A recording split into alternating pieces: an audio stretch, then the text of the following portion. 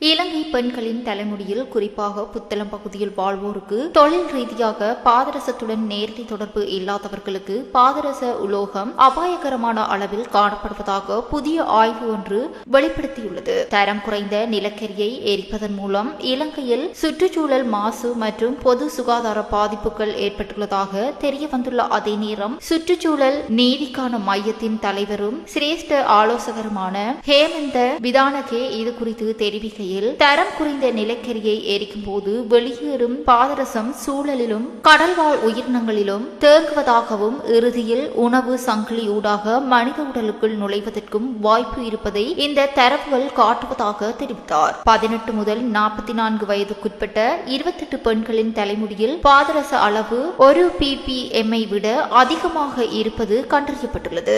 1 ppm என்பது 2000 ஆண்டில் அமெரிக்க தேசிய ஆராய்ச்சி கவுன்சிலால் நிர்ணயிக்கப்பட்ட ஒரு அளவாகும். சில பெண்களிடம் இந்த அளவு 15.584 ppm வரை உயர்த்துள்ளது. இது மிகவும் பாரதூரமான நிலையாகும். நிலக்கரி இறக்குமதி செய்யப்படும் போது அதில் அடக்கியுள்ள பாதரச அளவு குறித்த தெளிவான தகவல்கள் வழங்கப்படுவதில்லை என விதானகே குற்றம் சுமத்தினார். நுரைச்சோலை, பனியடிய, நாரக்கல்லிய மற்றும் புத்தளம் கலப்பு பகுதிகளை சூழவுள்ள மக்கள் ஏற்கனவே பாதரச நச்சுத்தன்மைக்கு ஆளாகி இருக்கலாம் என அவர் எச்சரித்தார். மேலும் இந்த நிலைமை ஜப்பானில் ஏற்பட்ட மினமாட்டா போன்றதொரு பாரிய சுகாதார நெருக்கடிக்கு இட்டுச் செல்லக்கூடும் என்று அவர் மேலும் தெரிவித்துள்ளமையும் குறிப்பிடத்தக்கது.